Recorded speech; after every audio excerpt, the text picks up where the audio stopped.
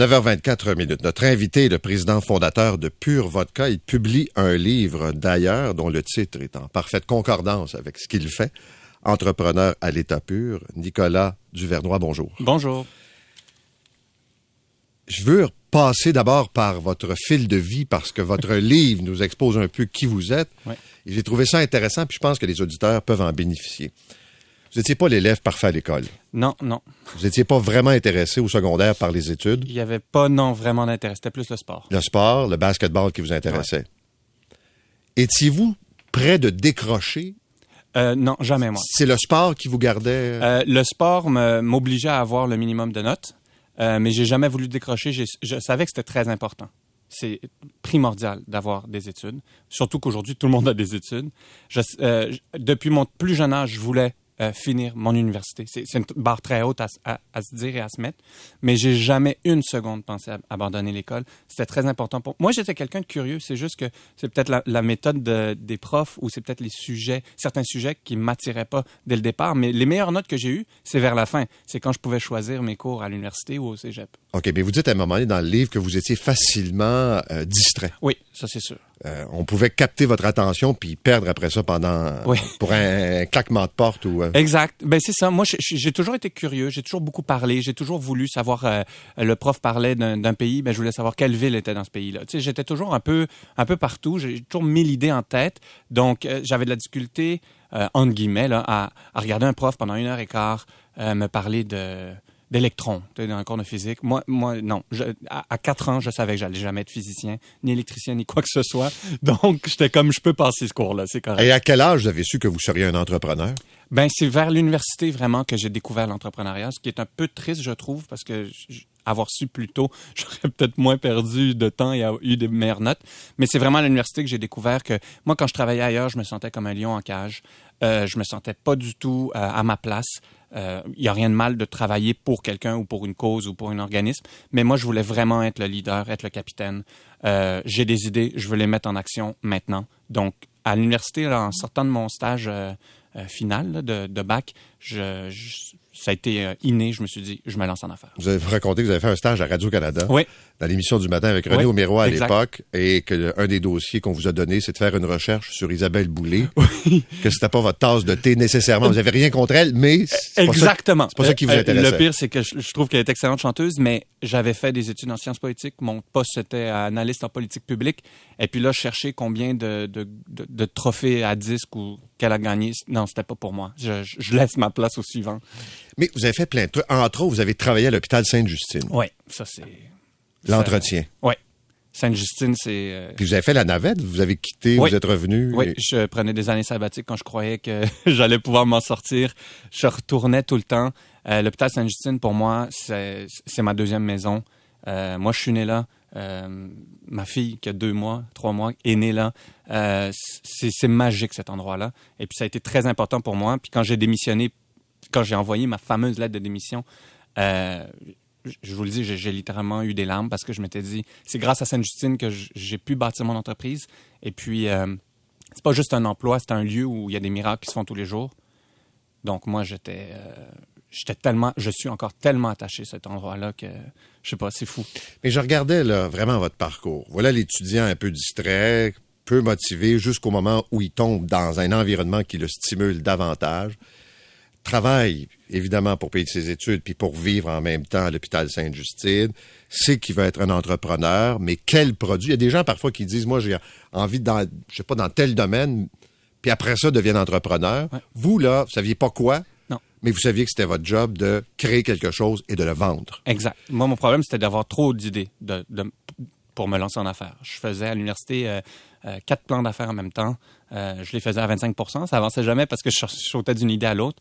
Mais moi, je crois qu'il y a des entrepreneurs qui, par opportunisme, puis il y a des entrepreneurs par passion, par idée, qui voient un stylo sur la table et qui se disent, moi, je veux réinventer le stylo.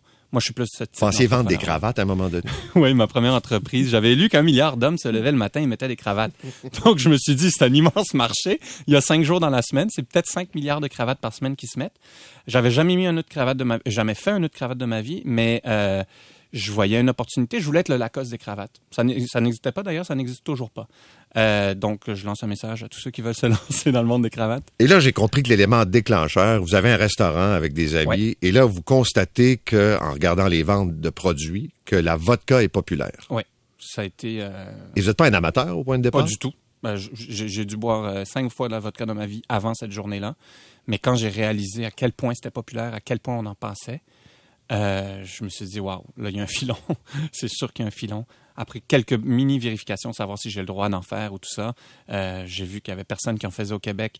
J'ai vu qu'on avait le droit de le faire. Et j'ai surtout vu que meilleur est l'eau, meilleur est la vodka.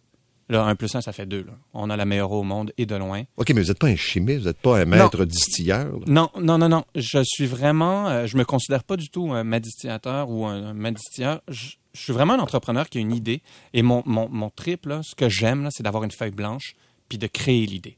Un entrepreneur, je dis souvent, c'est un artiste. Moi, je sais pas chanter, je sais pas danser, je sais pas peindre, mais je sais créer une idée. Et puis... c'est vraiment ça. C'est pour ça le titre Entrepreneur à l'état pur. C'est un clin d'œil, bien sûr, à Pure Vodka, mais moi, je me sens ça. Moi, je suis un entrepreneur. Peut-être que demain, je vais faire des lampes. Peut-être que demain, je vais faire des pneus en caoutchouc recyclé, je ne sais pas. Mais c'est ça, ma passion, c'est de créer des idées. Mais là, vous lisez sur la vodka. Vous voyez comment ça se fait dans le monde. Puis bon. Puis là, un jour, vous confiez le mandat à quelqu'un d'en produire, de faire des échantillons, et arrive le moment où vous goûtez. Oui. Quelques mois après que j'avais approché cette personne-là pour développer des recettes, il m'appelle, il me dit « j'ai des recettes ». Je rentre dans son bureau le lendemain, puis je vois 26 bouteilles sur la table. Ils étaient toutes numérotées, donc c'était facile à savoir. Et on a commencé à goûter.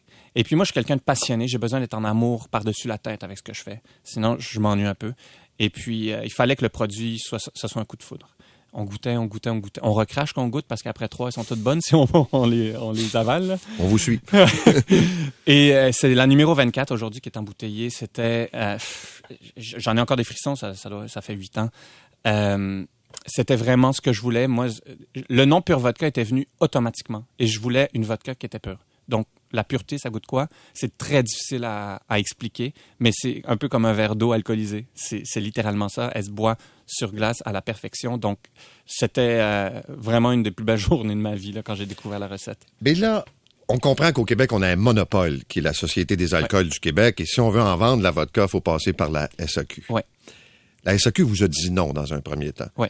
Moi, je les comprends. Je vois arriver là, un jeune qui m'arrive avec sa vodka puis qui pense que le monopole québécois va vendre la vodka québécoise de quelqu'un qui n'a pas une feuille de route, qui n'a pas un inventaire. Moi, je comprends. Pourquoi ils vous ont dit non? Non, mais presque, moi aussi, je comprends presque. J'allais vous dire, mettez-vous dans la position Totalement. du VP qui vous reçoit puis qui Totalement. dit, mais vous êtes qui, vous? Non, mais totalement, je les comprends.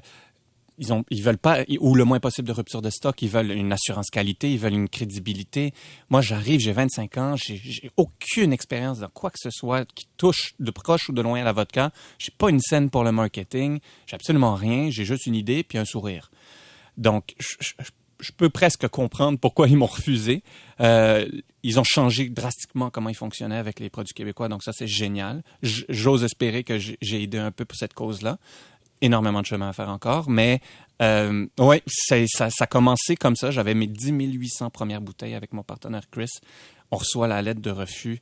On se disait, au moins, on va les boire. Ce refus-là va être heureux parce que c'est le seul endroit où on peut les vendre. C'est pas vrai qu'on va commencer à vendre en Italie quand le Québec veut pas de nous. Là. T'as comment expliquer à un acheteur italien que vous ne vendez pas localement? Ouais. Notre premier marché, c'est Rome. Oublie ça. Ça peut pas marcher, ça. Marche pas, là. Et ce qui a été quoi? L'élément déclencheur, c'est ce prix que vous avez gagné à Londres? Exact. Décembre 2009, 2-3 semaines après que la SAQ nous refuse, je m'étais inscrit à une compétition. Dans mon plan d'affaires, j'avais vu que les gros joueurs faisaient des compétitions. Et ça, cette compétition-là, le London, à Londres, le World Vodka Masters, c'est les Jeux olympiques de la vodka. Et je m'inscris sans trop penser que j'allais gagner quoi que ce soit. Mais je promène mon chien Roméo un mardi matin, je me rappelle comme c'était hier, dans une ruelle. Mon téléphone sonne, un appel international. Il y a une dame avec un fort accent britannique qui me demande de parler, juste le titre, je croyais que j'étais riche, le premier vice-président en relations publiques ou je sais pas quoi. Elle a l'habitude de parler à des gros groupes. Là, je fais semblant que c'est pas moi. Je continue, je vous passe Nicolas. Je prends le téléphone, elle me dit « Félicitations, vous avez gagné ». Premier réflexe, je croyais que j'avais gagné une croisière aux Bahamas. Là, j'étais comme, pardon, j'ai gagné quoi? Elle me dit, écoutez, vous êtes Pure Vodka? Je dis, ouais. Elle dit, vous avez gagné la compétition, vous êtes nommé la meilleure vodka au monde. Là, je croyais que c'était caméra cachée de retour, puis j'étais le premier, là. Je revenais pas, je regarde mon chien me regarde. On est dans une ruelle, un décembre, un mardi, puis je viens d'être nommé la meilleure vodka au monde. On n'a pas encore vendu une seule bouteille. Je capotais. Je savais plus quoi faire.